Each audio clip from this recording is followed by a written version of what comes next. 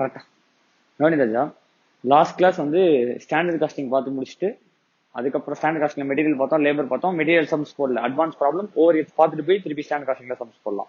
Before that நம்ம பார்க்க போற சாப்டர் வந்து ஓவர் ஹெச். ஓவர் ஹெச் ஒரு கொஞ்சம் பெரிய சாப்டர் தான், ஓகேவா? பெரிய சாப்டர் இந்த சென்ஸ் ப்ராப்ளம் ஆன்சர் 4 ஸ்டெப்ல வராது,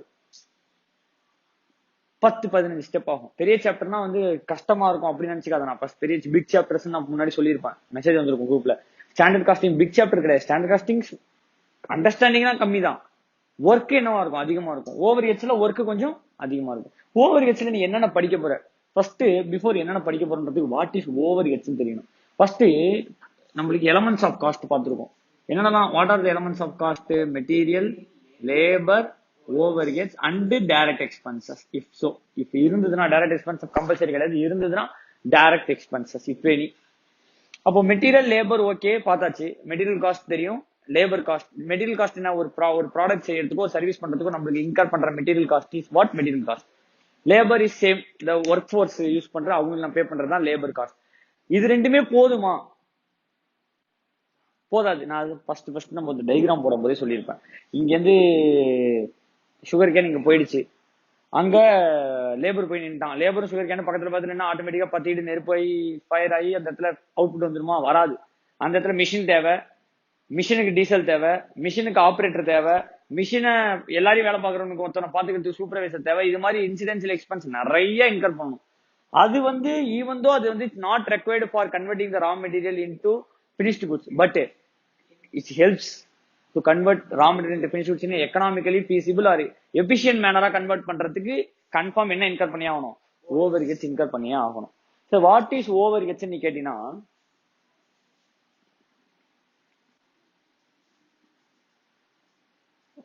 ரோட்டு கடையில இட்லி இருக்கு, இட்லி பிரைஸ் பாத்தீங்கன்னா 5 ரூபாய், ஓகேவா?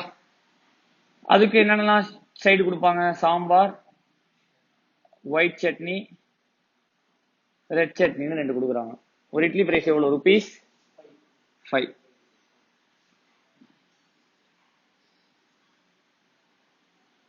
முருகன் இட்லி கடை, முருகன் இட்லி ஷாப், அங்க போனீங்கன்னா ஒரு இட்லியோட பிரைஸ் எவ்வளவு? 20 ரூபாய்.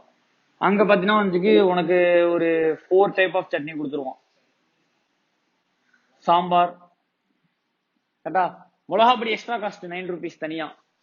மிளகாப்பொடி வச்சு ஆயில் ஊத்துறத சேர்க்க கூடாது, அது தனி, அது 9 ருபீஸ் கேட்டுருவோம். ஸோ 2. இந்த இடத்துல இட்லிக்கான காம்போனன்ட் ரைஸ், தால், இந்த உளுந்து, கரெக்டா? இங்க மட்டும் தங்கத்திலேயே இட்லி போடுறான், இங்கேயும் அதே ரைஸ் தால் தான். இங்கேயும் சாம்பாருக்கு பருப்பு சாம்பார் தான், இங்கேயும் சாம்பார், இங்கேயும் சட்னி, மேபி 2 சட்னி எக்ஸ்ட்ரா கொடுக்குறான். அந்த 2 சட்னி எக்ஸ்ட்ரா கொடுக்கறதுனாலயா இந்த 5 ரூபாய் இட்லி அங்க 20 ரூபாய்க்கு ஏறி இருக்கு? இங்க 5 ரூபாய் கொடுக்குற இட்லி அங்க 20 ரூபாய் ஏறினதுக்கு காரணம் வெறும் இந்த 2 சட்னி எக்ஸ்ட்ரா கொடுக்கறதுனாலயோ? அப்படியா? இல்ல.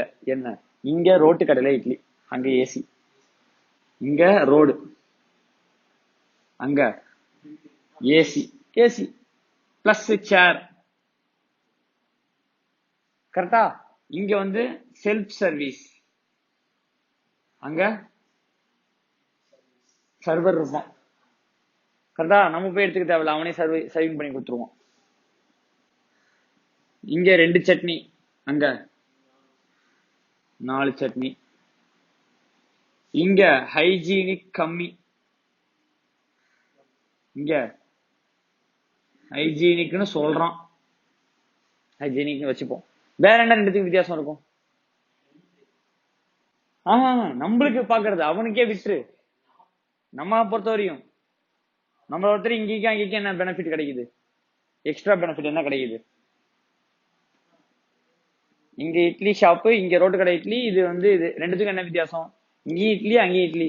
இங்க மேபி பாத்தீங்கன்னு வச்சுக்கோங்க, அந்த கவர் வச்சு பேப்பர் பிளேட்ல கொடுப்பான், அங்க வந்து வாழை இலை, கரெக்டா? கன்ஃபார்ம் இனத்துல போட்டு கொடுத்துருவான், பனானா லீஃப்.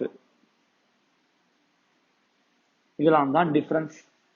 இப்போ இவனு ரோட்ல நிக்க வச்சிடறான், அதுக்கு கார்பரேஷன் காரனுக்கு இவன் மாசம் ஒரு 1000 ரூபாய் கவனிச்சு விட்டான்னா போதும். ரெண்ட் இருக்கு, அதான் கார்பரேஷனுக்கு லஞ்சம் கொடுக்கறது தான் ரெண்ட் 1000. இவனுக்கு ரெண்ட் ஒரு இடத்துக்கு பில்டிங் பாத்தீங்கன்னா ஒரு 80,000 ரூபாய் ரெண்ட் ஒரு மந்த்லி. செல்ஃப் சர்வீஸ் அப்படின்னா நான் ஆள் தேவையில்லை. இவன் ஒரு 5 சர்வர் வச்சிருப்பான். 5 சர்வருக்கு மினிமம் ஒரு 15,000 ரூபாய் கொடுத்தா கூட 75,000 ரூபாய். இங்க 2 சட்னி, இங்க 4 சட்னி, அப்ப 2 சட்னி எக்ஸ்ட்ரா காஸ்ட் போட்டுக்கோ, அதுக்கான செலவு ஒரு 10,000 ரூபாய் வச்சுக்கோ. இங்க 2 சட்னி தானே, அங்க 2 சட்னி பிளஸ் 2 சட்னி தான் அந்த 10,000 ரூபாய் போட்டுருக்கேன். இவனோட எக்ஸ்ட்ரா காஸ்ட் 10,000 ரூபாய் இன்க்ரீஸ் ஆகுது. இங்க ஹைஜீனிக் லெஸ், அங்க ஹைஜீனிக் கூட. லைக் இங்க வந்து எந்த சேஃப்டி கிட்ஸும் யூஸ் பண்ண மாட்டாங்க. அவன் கவர் போட்டுப்பான், மெயின்டெனன்ஸ் கிளீன் பண்றது எல்லா போக்குவரத்துக்கு அதுக்கு ஒரு எக்ஸ்ட்ராவா ஒரு 30,000 ரூபாய் செலவாகும். இங்க கவர், ஒரு கவரோட காஸ்ட் 50 பைசா இருக்கும். ஒரு பனானா லீஃப் 5 ரூபாய், அவனுக்கு 4 ரூபாய்க்கு கிடைக்குதுன்னு வச்சுப்போம் ஒரு பனானா லீஃப்.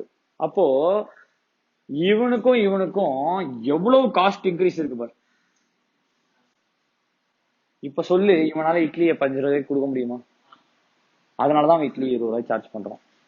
இன்னும் சொல்ல போனா இவனோட ப்ராஃபிட் பாக்குறது இவனாதான் இருக்கும். இவனுக்கு ஒரு இட்லிக்கு 5 ரூபாய்க்கு விற்கிறான்னா அவனுக்கு செலவா வருது 2 ரூபாய் இருக்கும் ஒரு இட்லிக்கு, மீதி 3 ரூபாய் ப்ராஃபிட். அவன் ஒரு இட்லி 20 ரூபாய்க்கு விற்கிறான்னா அவனுக்கு செலவு 18 ரூபாய் இருக்கும். எவ்வளவு ப்ராஃபிட் இருக்கும்? 2 ரூபாய். அப்போ இவனோட சரி ஈவன் 17 ரூபாய் செலவு இருந்தா கூட எவ்வளவுதான் ப்ராஃபிட் நிற்கும்? 3 ரூபாய். ஆனா இவனோட இன்வெஸ்ட்மெண்ட் எவ்வளவு, அவனோட இன்வெஸ்ட்மெண்ட் எவ்வளவு? இவன் இன்னைக்கு கடையை தூக்கிட்டு நாளைக்கு வேற பிசினஸ் பண்ண போயிடலாம், அவனால இன்னைக்கு தூக்கிட்டு வேற பிசினஸ் பண்ண போக முடியாது. ஏன்னா எஸ்டாப்ளிஷ்டு. நிறைய இடத்துல பில்டிங் வாடகைக்கு எடுத்திருக்காங்க, நிறைய இடத்துல ஓன் பில்டிங் இருக்கு, நிறைய பேர் ஒர்க்கர்ஸ் இவனை நம்பி இருக்காங்க. இங்க அப்படி எதுவுமே கிடையாது. அப்போ இதுக்கும் ஒரு பெரிய டிஃபரன்ஸ் தான் என்னது? ஓவர் ஹெட்ஸ் பிளேஸ் ஏ மேஜர் ரோல். நீ ரோட்ல நிக்கிற, அந்த ஏசியில உட்காந்துட்டு இருக்க, அந்த ஏசிக்கு அவன் செலவு பண்ணல, அதான் அவனுக்கு ஓவர் ஹெட்ஸ். அந்த ஏசி தேவையில்லை to serve idli, to eat idli, to sambar சாப்பிடறதுக்கு அந்த என்ன தேவையில்லை, ஏசியோ சேரோ தேவையில்லை. ஆனா அங்க சாரு தேவையில்லை, ஏசி தேவையில்லைன்றதுனால 5 ரூபாய்க்கு கொடுக்குறான். அங்க உனக்கு கொடுத்துருக்கான், அந்த பெனிஃபிட் நீ டிரைவ் பண்ற, அதனால அது எவ்வளவு? 20 ரூபாய். அப்போ இந்த 2 காஸ்ட்டுக்கு அவன் எக்ஸ்ட்ராவா இன்கர் பண்றான் தெரியுமா? ஒரு 80,000 ரூபாய். அந்த கரண்ட் பில்லு பிளஸ் ஏசி செலவு, அதுதான் ஓவர் ஹெட்ஸ். செல்ஃப் சர்வீஸ், அங்க 4 பேர் சர்வர் போட்டிருக்கான் தெரியுமா? அதுதான் ஓவர் ஹெட்ஸ். அது டைரக்ட் லேபர் கிடையாது, குக்கு தான் direct labour.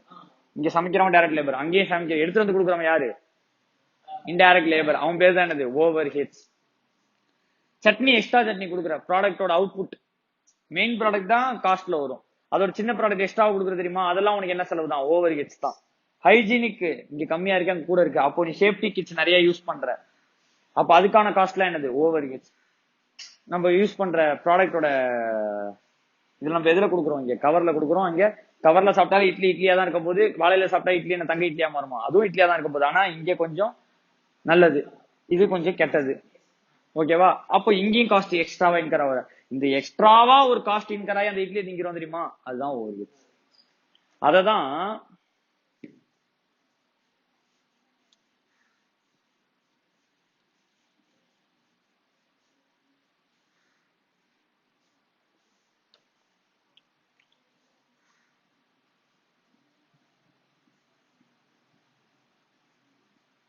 Cost accounting standards 3. Cost accounting standards 3 என்ன சொல்லுதுன்னா, overheads are indirect material, indirect labour, indirect expenses. இது எல்லாத்தோட direct material, direct labour, direct expense direct elements of cost. Overheads என்ன சொல்லுதுன்னா, indirect material, indirect labour, indirect expenses which are not directly identifiable or allocable to a cost object in a economically feasible manner அப்படிங்கிறான். CS3 overheads are என்னன்னா, indirect material, indirect labor, indirect expenses which are not directly identifiable or allocable to a cost object in a economically feasible manner. என்ன sir புரியுது? ரொம்ப simple. இப்போ 1 kilo அரிசி வாங்கினா 20 இட்லி போடலாம், அப்படி இல்லைன்னு வச்சுக்கோயேன். 1 கிலோ அரிசி, சரி 3 கிலோ அரிசி, 1 கிலோ தால் உளுந்து போட்டா எத்தனை கிலோ மொத்தம்? 4 கிலோ. 3 கிலோ அரிசி 150 ரூபா, 1 கிலோ உளுந்து எவ்வளவு இருக்கும் தெரியல, ஒரு 50 ரூபா வச்சுக்கோ, 200 ரூபாய். மொத்தம் 4 கிலோ போட்டு மாவு அரைச்சா 400 இட்லி எடுக்கலாம். 4 கிலோ போட்டா எத்தனை இட்லி எடுக்கலாமா? சும்மா சொல்றேன், 400 இட்லி எடுக்கலாம். மொத்தம் எவ்வளவு செலவு? அப்போ ஒரு இட்லிக்கு எவ்வளவு செலவு? 2 ரூபாய் செலவு. எவ்வளவு செலவு? 2 ரூபாய் செலவு. அப்போ ஒரு இட்லிக்கான காஸ்ட் டைரக்டா ஐடென்டிஃபை பண்ண முடியுதா? ஏசி பில் 80,000 ரூபாய். எத்தனை இட்லி? ஒரு இட்லிக்கு காஸ்ட் எவ்வளவுன்னு சொல்லு. எப்படி போடுவ? முடியாது. எலக்ட்ரிசிட்டி பில் ஒரு மாசத்துக்கு 18,000 ரூபாய் வருது. இப்போ ஒரு இட்லிக்கு எவ்வளவுன்னு சொல்ல முடியுமா? அதனாலதான் which are not directly identifiable or allocable to a cost object in a economically feasible manner. ஒரு ஆள் சம்பளம் 500 ரூபாய். ஒரு ஆள் சம்பளம் எவ்வளவு ஒரு நாளைக்கு? அவனோட வேலை 2000 பரோட்டா போடுறது. 2000 டிவைடட் பை 500 ரூபாய், சாரி 500 ரூபாய் டிவைடட் பை 2000 போடணும். இப்படி போட்டோம், தப்பா போட்டோம் பாரு. 200 ரூபாய் டிவைடட் பை 400 ரூபாய் 50 பைசா. 200 ரூபாய் தானே செலவு. எத்தனை இட்லிக்கு? 400 இட்லிக்கு. ஒரு இட்லிக்கு 50 பைசா. 500 ரூபாய் செலவு. எத்தனை பரோட்டா? 2000 பரோட்டா. அப்போ ஒரு பரோட்டாவோட காஸ்ட் 0.25 பைசே. இது டைரக்ட்லி மெட்டீரியல் லேபரோட காஸ்ட் பர் யூனிட் நம்ம என்ன பண்ணிடலாம்? டைரக்டா கண்டுபிடிச்சிடலாம். மெட்டீரியல் காஸ்ட் பர் யூனிட் டைரக்டா கண்டுபிடிச்சிடலாம். But anything which cannot be arrived, அப்படிதான் என்னன்னு சொல்றான், அது பேர் தான் ஓவர்ஹெட்ஸ் சொல்றான். which are not directly identifiable or allocable to a cost object in a economically feasible manner. அப்போ இந்த காஸ்ட் நான் சொன்ன தெரியுமா? இப்ப ஏசி காஸ்ட் அதெல்லாம் படிச்சேன்ல, அதெல்லாம் காஸ்ட் ஆஃப் த ப்ராடக்ட்ல சேர்க்கணுமா சேர்க்க கூடாதா? சேர்த்தாதான் நம்ம ப்ராஃபிட் பார்க்க முடியும். அந்த காஸ்ட்ல இந்த காஸ்ட்டுக்குள்ள கொண்டு வந்தாதான் நம்மளால என்ன கரெக்டா சேல் பிரைஸ் பிக்ஸ் பண்ண முடியும். So that we can recover our profit. கரெக்டா இல்லையா? அப்போ இந்த காஸ்ட் எல்லாம் எப்படி காஸ்ட் ஆஃப் த ப்ராடக்ட் குள்ள தள்ள போறோம், அதுதான் இந்த சாப்டர் ஓவர்ஹெட். இந்த காஸ்ட் உள்ள வரணும், ஓவர்ஹெட் காஸ்ட் ப்ராடக்ட்ல ஏறணும், அது எப்படி உள்ள தள்ள போறோம்ன்றதா இந்த இதோட சாப்டர் ஓவர்ஹெட்ஸோட கான்செப்ட். இதுக்காக நம்ம ஆல்ரெடி ப்ரீ டிட்டர்மைன்ட் ரேட் படிச்சிருப்போம். லேபர் இவ்வளோனா அதுல பாதி ஓவர்ஹெட்ஸ்னு, அதெல்லாம் எப்படி போடுறாங்கன்றத இதுல பார்க்க போறோம். ஃபர்ஸ்ட் இப்போ ஓவர்ஹெட்ஸ் என்ன தெரிஞ்சிருச்சுல. ஓவர்ஹெட் சாப்டர்ல நம்ம என்ன பார்க்க போறோம்னா மூணு விஷயம் ராஜா. ஒன்னு டிஸ்ட்ரிபியூஷன் ஆஃப் ஓவர்ஹெட்ஸ், ரெண்டாவது மிஷின் ஹார் ரேட், மூணாவது under absorption or over absorption of overheads, treatment of under absorption or over absorption of overheads. இப்பதான் நம்ம மூணு கான்செப்ட் தான் பார்க்க போறோம். Secondary distribution or primary distribution, machine hour rate, under absorption or over absorption, இந்த மூணு concept தான். First நம்ம பார்க்க போறது primary distribution of overheads. Before going to distribution of overheads நம்ம ஃபர்ஸ்ட் ப்ராசஸ் ஆஃப் ஓவர்ஹெட்ஸ் தெரியும். ஃபர்ஸ்ட் நம்ம என்ன பண்ணுவோம், கலெக்ஷன் ஆஃப் ஓவர்ஹெட்ஸ். என்ன பண்ணும்? கலெக்ஷன் ஆஃப் என்னென்னலாம் indirect material, indirect labour, indirect expense list பண்ணணும் using the source document. Cash புக்ல இருந்து ட்ரேஸ் பண்ணி எடுக்கலாம். என்னென்னலாம் இன்டைரக்ட் மெட்டீரியல் பேருக்கு, இன்டைரக்ட் லேபர் பேருக்கு, இன்டைரக்ட் எக்ஸ்பென்ஸ் பேருக்கு கேஷ் புக்ல இருந்து எடுக்கலாம். Requisition note, material requisition note ஸ்டோருக்கு வந்துருக்கும்ல, அதுல இருந்து எடுக்கலாம். சோ இது மாதிரி வேரிய சோர்ஸ் டாக்குமெண்ட் இருக்கும். அந்த சோர்ஸ் டாக்குமெண்ட் இருந்து நம்ம என்ன எடுக்கலாம், ஓவர்ஹெட்ஸ் என்னென்ன லிஸ்ட் அவுட் பண்ணிடலாம். அதர் தென் மெட்டீரியல் லேபர் டைரக்ட் எக்ஸ்பென்ஸ் தவிர மீது எல்லா எக்ஸ்பென்ஸுமே நம்மளுக்கு என்னவா தான் வரும், overheads. Any indirect material, indirect labour, indirect expense எல்லாமே கலெக்ஷன் ஆஃப் ஓவர்ஹெட்ஸ் தான். கரெக்டா ராஜா? அப்போ இந்த கலெக்ஷன் ஆஃப் ஓவர்ஹெட்ஸ் பண்ணுங்க அப்படின்னும் போது, இப்போ முருகன் இட்லி கடைக்கு கலெக்ஷன் ஆஃப் ஓவர்ஹெட்ஸ் போடு. அவன் பே பண்ற ரெண்ட், அடுத்தது ஏசி, தட் இஸ் எலக்ட்ரிசிட்டி. கரெக்டா? அடுத்தது server salary, accountant salary, billing man உட்காந்துருப்பான்ல, billing man salary, security salary, அவனுக்கு செக்யூரிட்டி இருப்பாங்க கன்ஃபார்ம்.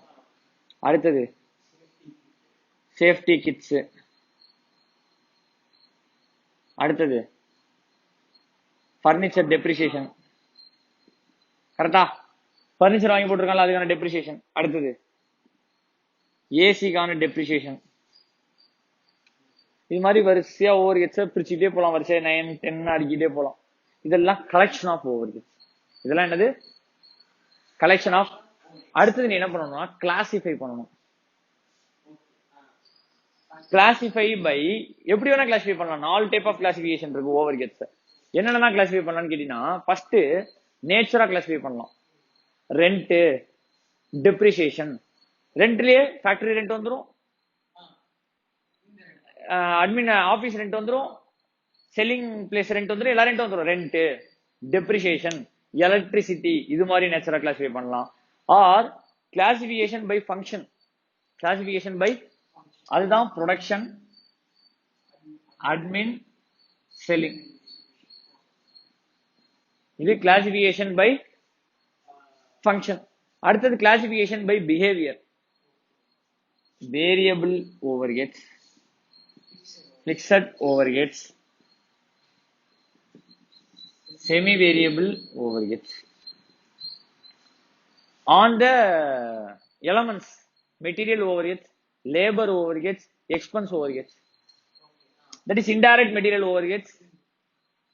Overheads இதெல்லாம் என்னவா இருக்கும்? ஒண்ணு மெட்டீரியலா இருக்கும், இல்ல லேபரா இருக்கும், இல்ல ஓவர் எக்ஸ்பென்ஸா இருக்கும். இது பாரு, இது என்னவா இருக்கும்? Indirect expense. Electricity indirect expense, salary indirect wage, பில்ஸ்மேன் salary indirect labor, இது indirect labor, safety kids indirect expense, furniture depreciation, அதுவே பர்னிச்சர்லயே இதுவே கிச்சன் எக்யூப்மெண்ட் டெப்ரிசியேஷன் வரும், அது வந்து ஃபேக்டரியில வந்துரும். ஸோ இது மாதிரி மெட்டீரியல் லேபர் ஓவர் ஹெட்ஸா என்ன பிரிக்கலாம்? ஓவர் ஹெட்ஸா பிரிக்கலாம். Material labour direct expense. அதோட இன்னொரு ஃபார்ம் என்ன? Indirect material, indirect labour, indirect எக்ஸ்பென்ஸாவும் ஓவர் ஹெட்ஸா பிரிக்கலாம். அப்ப கிளாசிபிகேஷன் நம்ம எப்படிலாம் பண்ணலாம்னா பை நேச்சர் பண்ணலாம். இது என்னது? ஃபங்க்ஷன். இது ஃபங்க்ஷன்ங்கிறது ப்ரொடக்ஷன், அட்மின், செல்லிங்கிறது. அது வந்து பை பிஹேவியர். வேரியபிள் இது எப்படி ஏறும், இது எப்படி ஏறும், செமி வேரியபிள் எப்படி ஏறும்ன்றது பை பிஹேவியர். பை எலமெண்ட் கூட பிரிக்கலாம், மெட்டீரியல் லேபர்னு பிரிக்கலாம். அது டிபெண்ட்ஸ். ஸோ இதெல்லாம் தான் வேரியஸ் கிளாசிபிகேஷன் ஆஃப் ஓவர்ஹெட்ஸ். எப்படி எப்படிலாம் பிரிக்கலாம்? ஃபர்ஸ்ட் நேச்சர்ல பிரிக்கலாம், ரெண்ட் தனியா, எலக்ட்ரிசிட்டி தனியா, டெப்ரிசியேஷன் தனியா, அது மாதிரி பிரிக்கலாம். அடுத்து ஃபங்க்ஷன், ப்ரொடக்ஷன், அட்மின், செல்லிங். அதுல மூணே தான், production overheads, admin overheads, selling overheads. மூணாவது வந்து behaviour, variable overheads, fixed overheads, semi variable ஓவர்ஹெட்ஸ்னு பிரிக்கலாம். அடுத்தது indirect material overheads, indirect labour. Indirect material என்னெல்லாம் ஓவர்ஹெட்ஸா வந்திருக்கு? Material indirect material overheads, indirect material overheads, indirect labour overheads, indirect expense overheads. மூணுல ஏதோ ஒண்ணுல தான் வரும் கன்ஃபார்ம். அப்போ அது 3 ஓவர்ஹெட்ஸா பிரிக்கலாம். அதுக்கு பேர் தான் என்னது? கிளாசிபிகேஷன். அப்ப என்ன பண்ற? இது 3 1, இது 3 1, இது 3 1 பிரிக்கிற. இது கிளாசிபிகேஷன் ஆஃப் ஓவர்ஹெட்ஸ். அடுத்தது கோடிஃபிகேஷன். அடுத்தது என்னது? கோடிஃபிகேஷன். இப்போ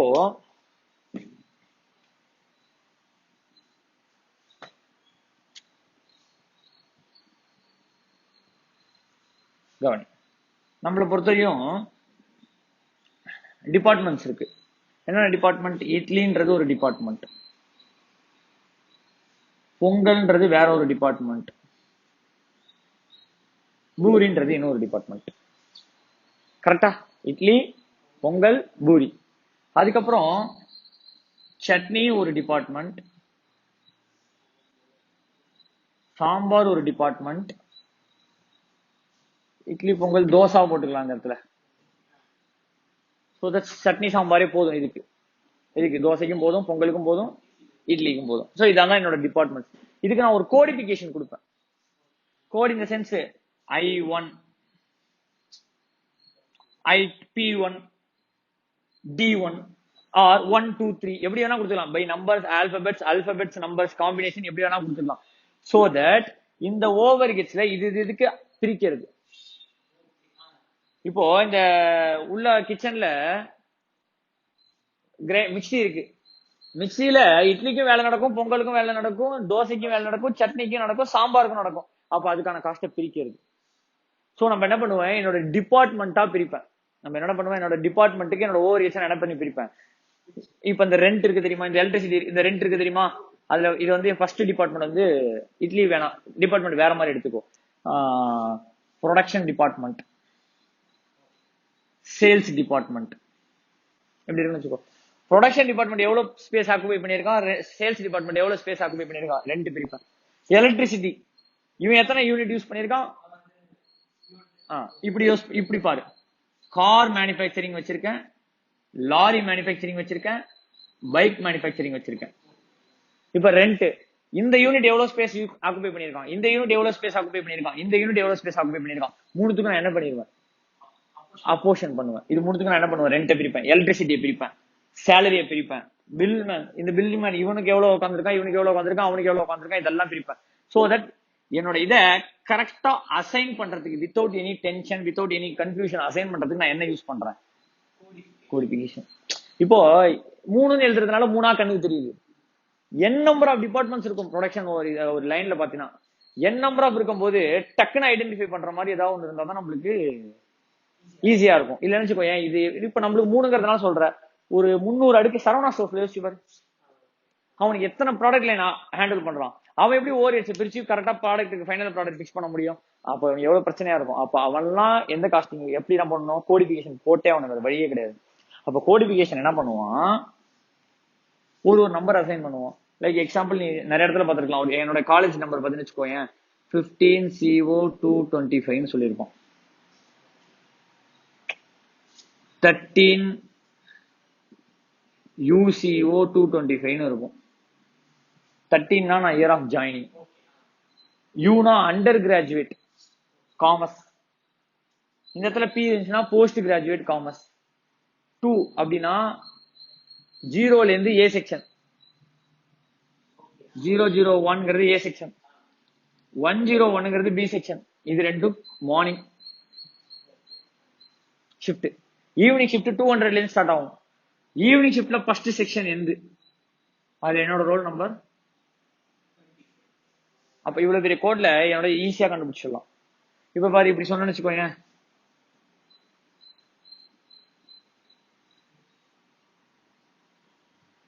இப்படி இருக்கும்னு வச்சுக்கோ நம்பர். 18th இயர் தான் என்னோட admission, undergraduate bachelor of literature English. தேர்ட்னா ஈவினிங் ஷிஃப்ட்ல செகண்ட் செக்ஷன், இது 0 series morning shift first section, 1 series morning shift second section. Evening ஷிஃப்ட்ல 200 ஏ செக்ஷன், 300ங்கிறது பி செக்ஷன்ல 45வது ரோல் நம்பர் தான் அவனுக்கு அப்படின்றது.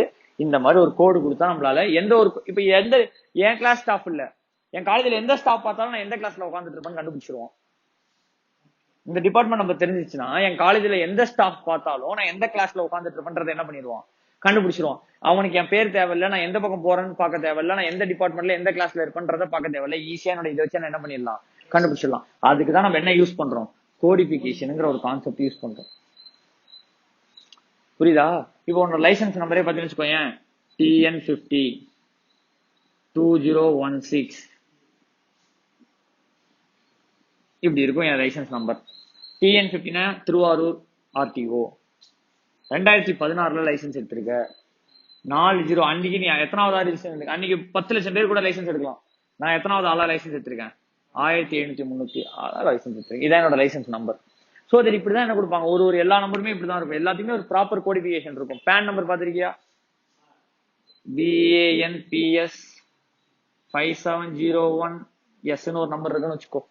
BANPSங்கிறது ஆல்ட் டிஜிட் மாறி மாறி மாறி வருது. P for person, S for அவரோட ஃபர்ஸ்ட் சுப்பிரமணியம், எஸ் அப்ப இண்டிவிஜுவல் அவரு. இந்த இடத்துல C இருந்துச்சுன்னா கம்பெனி, இந்த இடத்துல F இருந்துச்சுன்னா ஃபோம். அதுல 5701வது ஆளு. எஸ்ன்றது திருப்பி அகைன்ஸ்ட் செக் சம் டிஜிட்னு சொல்லுவாங்க, எதுக்கு வேணாலும் யூஸ் பண்ணிக்கலாம். அப்படின்னா இதுல 9999 முடிஞ்சிச்சுன்னா ஏவா பியா மாத்திடுவாங்க. Pல எஸ் எத்தனை பேர் இருப்பாங்க, Pல எஸ் எத்தனை பேர் இருப்பான், எத்தனையோ பேர் இருப்பான். அப்ப அவனெல்லாம் கொண்டு வரணும்ல உள்ள. அப்ப Pல சுப்பிரமணியம், என் பேரே கூட எஸ் தான், ஸ்ரீராம் PS தான் வரும். அப்ப அதுல 999 முடிஞ்சதுன்னா ஏவ பியா மாத்திடுவோம், பி முடிஞ்சுன்னா சியா மாத்திடுவோம். அதுக்கப்புறம் இது முடிஞ்சுன்னா இதை மாத்த ஆரம்பிச்சிருவோம். சோ தட் எத்தனை நம்பரையும் நம்மளால என்ன பண்ண முடியும், உள்ளக்குள்ள கொடுத்துட முடியும். சோ தட் இதுதான் ஒரு கோடிஃபிகேஷனோட எக்ஸாம்பிள். இப்படிதான் காம்பினேஷன் ஆஃப் நம்பர்ஸா இருக்கலாம், நம்பர்ஸ் அண்ட் ஆல்பபெட்ஸா இருக்கலாம், ஏதோ ஒன்று கொடுத்து பெரிய பெரிய இடத்துல குவாலிஃபை பண்ணிடுவாங்க. மூணாவது வேலை ஃபர்ஸ்ட் கிளாசிபிகேஷன், சரி கலெக்ஷன், கிளாசிபிகேஷன், கோடிஃபிகேஷன். நாலாவது ஸ்டெப் அலோகேஷன் அண்ட் அப்போர்ஷன்மெண்ட். என்னது allocation and apportionment? What is allocation, what is apportionment? ரெண்டுத்துக்கும் வித்தியாசம் இருக்கா?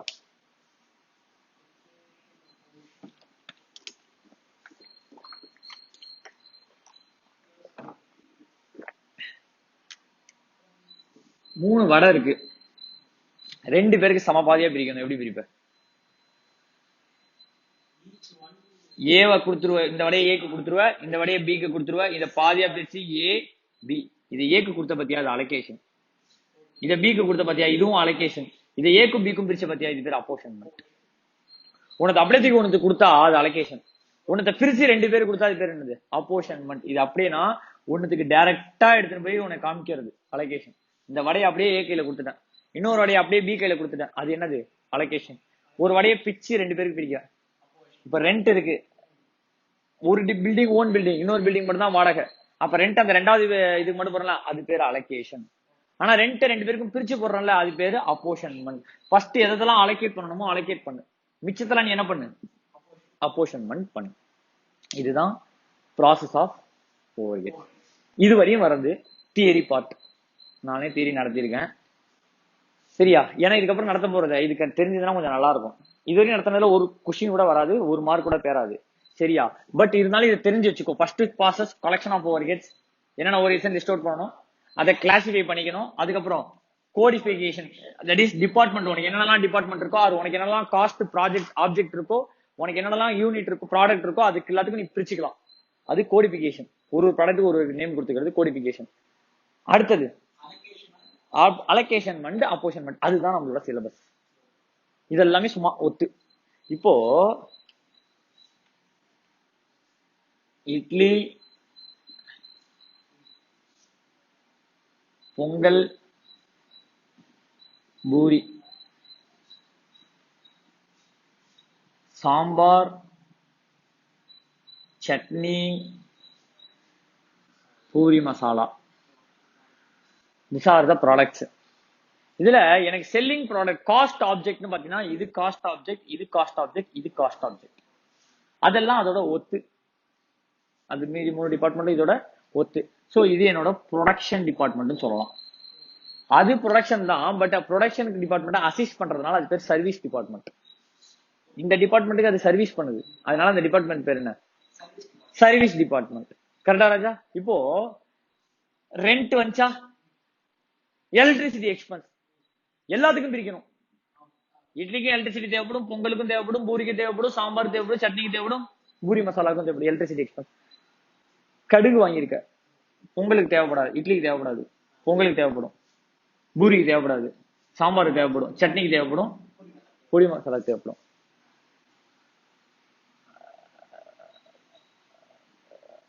அது பேர் என்ன? கோதுமை மாவு வாங்கியிருக்க, இதுக்கு தேவைப்படாது, இதுக்கு தேவைப்படாது, இதுக்கு மட்டும்தான், இதுக்கு தேவைப்படாது, இதுக்கு தேவைப்படாது, இதுக்கு தேவைப்படாது. இது பேர் அலோகேஷன், இது பேர் அப்போர்ஷன்மெண்ட், இது பேர் அப்போர்ஷன்மெண்ட். மீதி ஜெனரல் எல்லா ஐட்டம் வாங்கியிருக்க, எல்லாத்துக்கும் பிரிச்சிருப்ப. அரிசி வாங்கியிருப்ப, பொங்கலுக்கும் இட்லிக்கும் பொங்கலுக்கும் பிரிப்ப. சாம்பார் பருப்பு வாங்கியிருப்ப, பொங்கலுக்கு பிரிப்ப, சாம்பாருக்கு பிரிப்ப. தேங்காய் வாங்கியிருப்ப, பொங்கலுக்கு பிரிப்ப, சட்னிக்கு பிரிப்ப, பூரி மசாலாவுக்கு தேங்காய் போட்டா அதுக்கும் பிரிச்சுக்கலாம். சோ இதாட்டி எக்ஸ்பென்ஸை பிரிச்சுட்டு அலோகேஷன் பண்ணிட்ட.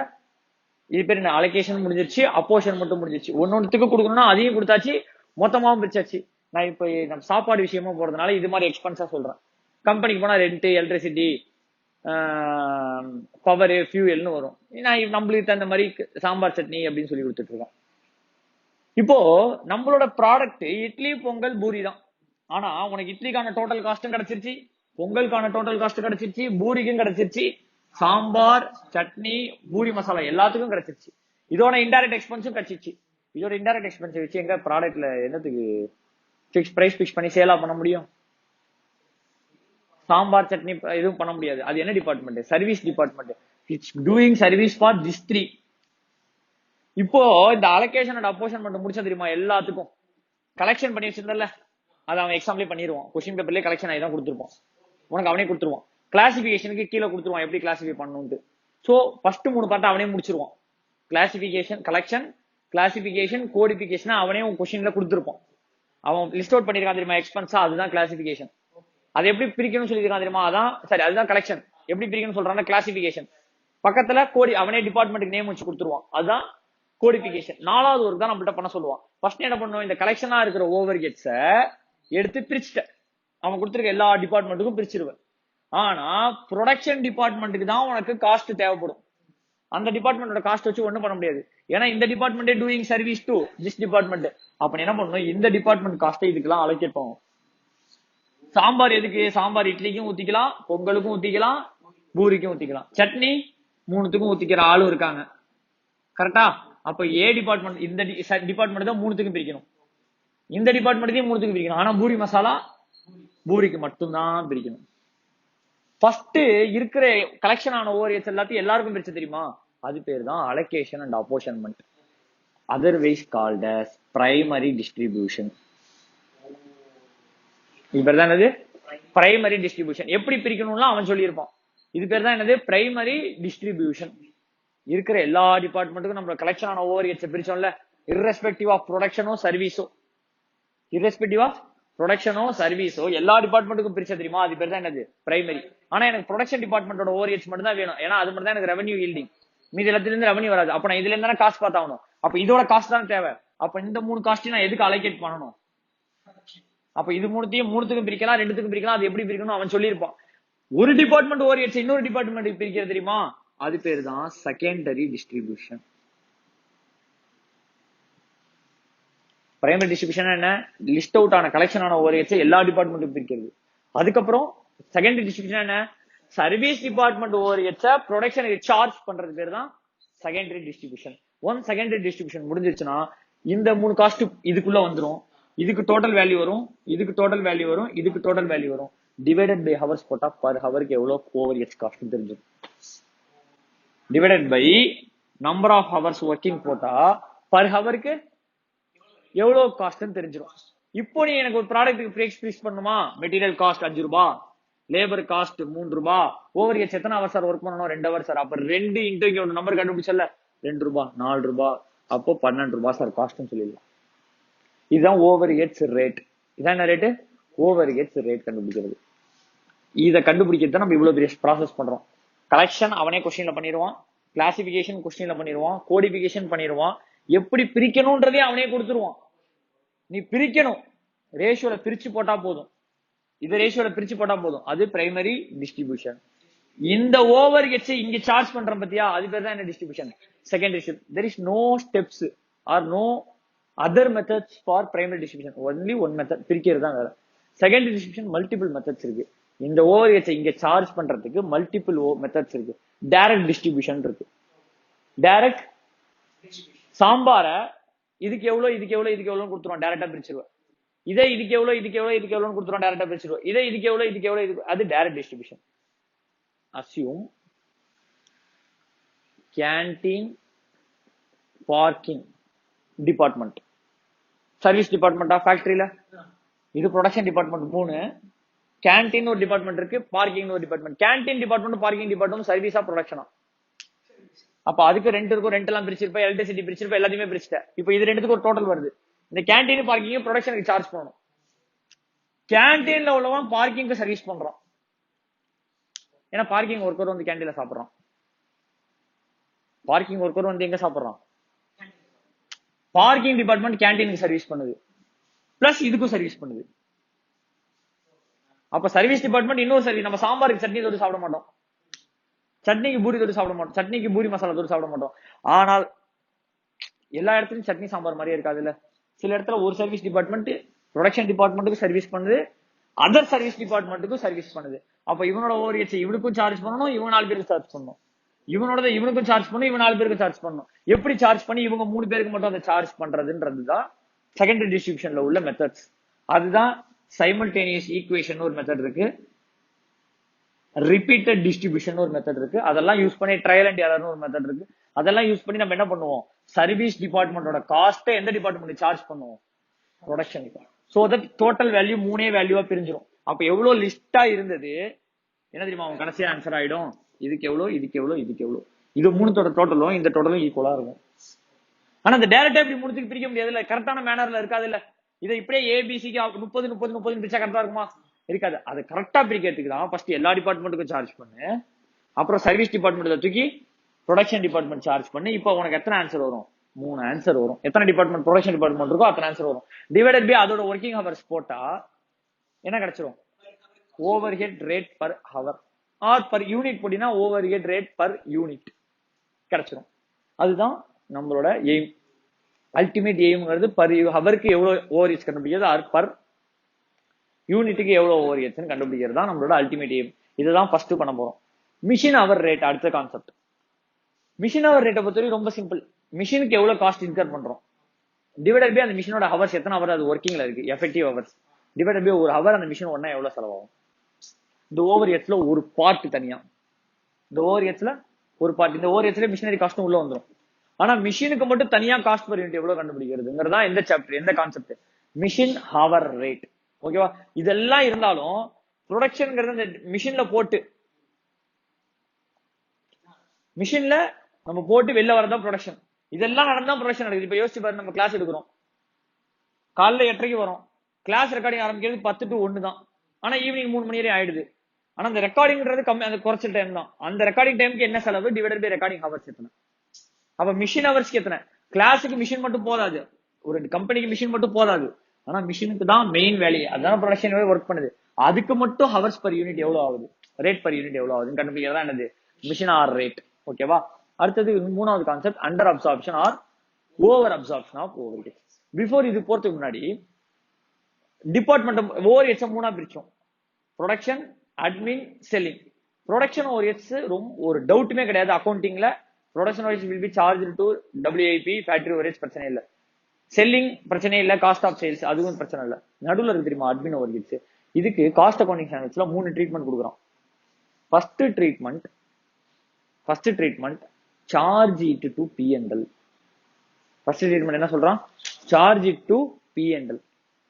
P&L என்ன, நீ வந்து நடுவில் அட்மின்லயும் ப்ரொடக்ஷனாவும் சேர்க்காத, நம்ம காஸ்ட் ஆஃப் ப்ரொடக்ஷன் ஆட் பண்றாங்கலாம் சேர்க்காத, டைரக்டா P&L எடுத்து வந்து நம்ம அப்நார்மல் லாஸ் அப்நார்மல் கெயின் போடுறோம்ல, அது மாதிரி டைரக்டா எடுத்து வந்து போட்டுரு. எது போட வேண்டாம், நீ காஸ்ட்லயே போடாத அப்படின்னு ஒரு ட்ரீட்மெண்ட் கொடுக்குறான். ரெண்டாவது ட்ரீட்மெண்ட் அட்மின் ஒரு ஹெட்ஸை பிரிச்சுடு, ப்ரொடக்ஷனுக்கு எவ்வளோ, செல்லிங்க்கு எவ்வளோ. ப்ரொடக்ஷனுக்கு எவ்வளோ, இப்போ ப்ரொடக்ஷன் ஒரு ஹெட்ஸ், ப்ரொடக்ஷனுக்கானதை ப்ரொடக்ஷன்ல ஆட் பண்ணிடு, செல்லிங்கானதை போய் செல்லிங்ல ஆட் பண்ணிடு, அட்மின் ஒரு காலமே ஓபன் பண்ணாது. மூணாவது ப்ரொடக்ஷன் அட்மினை ப்ரொடக்ஷன்லயும் சேர்க்காத, செல்லிங் சேர்க்காத, லெட் இட் பி அட்மின். அதனால என்ன பண்ணு, ஃபேக்டரி ஓவர்ஹெட்ஸ் ஆட் பண்ணா காஸ்ட் ஆஃப் இது வருதா, ஒர்க்ஸ் காஸ்ட் வருதா, அட்மின் ஆட் பண்ணு cost of good sold, selling add பண்ணு cost of sale, cost of good sold cost of production, selling add பண்ணா காஸ்ட் ஆஃப் சேல். ஒரு மெத்தட் சொல்றான், இந்த அட்மினை இங்க பாதி போட்டு முடிச்சிரு. ஒண்ணு இதுல போடவே போடாத, P&L போட்டுரு. மூணாவது மெத்தட் என்ன சொல்றான், இங்கேயே அது அப்படியே இருக்கட்டும், நம்ம ஒரிஜினல் காஸ்ட் மெத்தட் இங்க அட்மின் அப்படியே இருக்கணும். இதுதான் அட்வைசபிள் மெத்தட். ஓமுக்குள்ள என்ன பண்ணிட்டான், இட் ரிலேட் டு ப்ரொடக்ஷன் நான் மேல போடு, இட் ரிலேட் டு சேல்னா கீழே போடுன்ட்டான். ஓமுக்குள்ள காஸ்ட் ஆக்சுவலா அது அட்வைசபிள் மெத்தட் கிடையாது. அவன் என்னன்னா CMA புக்கை காப்பி அடிச்சா நம்ம அவனை காப்பி அடிச்ச மாதிரி ஆயிடுமே, அவன் சொல்றதை நம்ம கேட்க கூடாதுன்றதுக்காக, விதண்டாவாதத்துக்காக இப்படி போட்டிருக்கான். அவன் பாரு அட்மின் ஓவர்ஹெட்ஸ் ஜென்ரல்னு கொடுக்குறான். நீ யோசிச்சு பாரு, ஒரு ஓவர்ஹெட்ஸ் இருந்ததுன்னா ஃபர்ஸ்ட் மெத்தட்ல நான் சொல்றேன் தெரியுமா, சார்ஜ் டு P&L, அது one of the best method. ஆனா காஸ்ட் ஷீட்குள்ள வராது. அதனால காஸ்ட் ஷீட்குள்ள அட்மின் ஓவர்ஹெட்ஸாவே இருக்கட்டும்ட்டான். ஏன் அட்மின் ஓவர்ஹெட்ஸாவே இருக்கட்டும்னா, admin overheads neither relates to production nor relates to sale. Sale நடக்குதோ இல்லையோ, ப்ரொடக்ஷன் நடக்குதோ இல்லையோ, அட்மின் ஓவர்ஹெட்ஸ் இன்கர் ஆகிட்டே தான் இருக்கும். ஒரு டிபார்ட்மெண்ட்ல ஒரு பிசினஸ், ஒரு கம்பெனில ஃபேக்டரி ஓடல, சேல்ஸே நடக்கல, அவங்க மேனேஜர் வந்தானா மேனேஜருக்கு சம்பளம் கொடுத்துதான் ஆகணும். மேனேஜர் உட்காந்து ரூம்ல ஏசி ஓடும், ஃபேன் ஓடும், கம்ப்யூட்டர் யூஸ் பண்ணுவான், அதுக்கெல்லாம் டெப்ரிசியேஷன் இருக்கும். அதுதான் admin overheads. Irrespective of production, irrespective of sale, அது இன்கர் ஆகிதான் ஆகணும். அப்போ அது காஸ்ட்குள்ள வரணும். அத வெறும் இர்ரெஸ்பெக்டிவ் ஆஃப் ப்ரொடக்ஷன், வெறும் ரெஸ்பெக்டிவ் ஆஃப் ப்ரொடக்ஷன், வெறும் ஃபார் சேல்னு சொல்ல முடியுமா? உன் புக்ல அதான் சொல்லியிருக்கான். ஒன்னு சேலா இருக்கும், இல்ல ப்ரொடக்ஷனா இருக்கும். அப்படி இருக்க சான்ஸே இல்ல. இதுக்கும் கொஞ்சம் வரும், இதுக்கும் கொஞ்சம் வரும். அவன் அந்த இடத்துல நான் அதை சொன்னானா, அவன் வந்து காஸ்ட் புக் CMA புக்கை காப்பி அடிக்கிற மாதிரி ஆயிடுன்ட்டு, ஜென்ரல்னா மேல போட்டுக்கோ, கீழே போட்டுக்கோ, ப்ரொடக்ஷன்னா மேல ஆட் பண்ணுன்ட்டான். ஆக்சுவலா அப்படி ஒரு காஸ்ட் ஷீட்டே கிடையாது. ஓகேவா? இதுதான் ஒரிஜினல் காஸ்ட் ஷீட், அட்வைசபிள். அதனாலதான் புக்ல சொன்னேன், உன் புக்ல நீ எக்ஸாம் மார்க்குக்காக என்ன பண்ணு, ஜென்ரல்னு கொடுத்தான்னா கீழே சேல்ஸோட ஆட் பண்ணிரு, ப்ரொடக்ஷன் கொடுத்தான்னா மேல ஆட் பண்ணிரு. ஆனா காஸ்ட் ஷீட் சாப்டர்ல மட்டும் தான் இதை ஃபாலோ பண்ணுவான். அவனால பட்ஜெட் சாப்டர்ல இதை ஃபாலோ பண்ண முடியாது. இதே கொஸ்டின் பட்ஜெட்ல வரும், இதே ஓவர்ஹெட்ஸ் ஆட் பண்ற கொஸ்டின் எங்க வரும், பட்ஜெட்ல வரும், மார்ஜினல் காஸ்டிங்ல வரும். அந்த இடத்துல ஏன்னா இது தெரியும், அவன் சொல்ற சம் தானே இவன் காப்பி அடிச்சாகணும். இவனுக்கா புதுசா சம் எழுத தெரியாது. ஏன்னா இந்த அட்மின் இங்க வரவே இல்லைன்னா காஸ்ட் ஆஃப் குட்ஸ் சோல்டுன்ற ஒரு லைன் ஐட்டமே வராது. காஸ்ட் ஆஃப் ப்ரொடக்ஷன்ங்கிற ஒரு லைன் ஐட்டமே கிடையாது. அப்ப காஸ்ட் ஆஃப் ப்ரொடக்ஷனும் இல்ல, காஸ்ட் ஆஃப் குட் சோல்டுங்கிற லைன் ஐட்டமே இல்லைன்னா எப்படி காஸ்ட் ஷீட் போடுறதுன்னு இவனே குழம்பிடுவான். ஆனா இந்த இடத்துல மட்டும் இப்படி ஒரு விதண்டாவாதமா ஓபன் பண்ணிட்டு அந்த இடத்துல எல்லாம் திருப்பி பழைய அதே இடத்துல எப்படி அட்மின் ஓரியட்ஸ் ஆட் பண்ணணுமோ அதே மாதிரி தான் காஸ்ட் ஷீட் போட்டுருக்கோம். ஸோ தட் ஏன் காஸ்ட் ஷீட் அட்மின் ஓரியட்ஸ்க்கு 3 ட்ரீட்மெண்ட் சொன்னோம். ஒன்னு என்ன, P&L போட்டுரு. ரெண்டாவது அப்போஷன் பண்ணிடு, கொஞ்சத்தை கொஞ்சம் ப்ரொடக்ஷன்ல ஆட் பண்ணிடு, கொஞ்சத்தை கொண்டு சேல்ஸ்ல ஆட் பண்ணிடு, நாட் அட்மிசபிள். மூணாவது மெத்தட் அட்மினாவே இருக்கட்டும், ப்ரொடக்ஷனுக்கு அப்புறம் போடு, சேல்ஸுக்கு நடுவில் போடு. இதுதான் 3 ட்ரீட்மெண்ட் ஃபார் என்ன overheads, admin overheads. As of now நம்ம எது வரையும் முடிச்சிருக்கோம், அப்போஷன் பண்ணிட்டு வரையும். ஆனா எப்படி அப்போஷன் பண்ணணும் நான் இன்னும் என்ன பண்ணல, உனக்கு சொல்லி தரல, அது சொல்லி தரேன் அடுத்தது.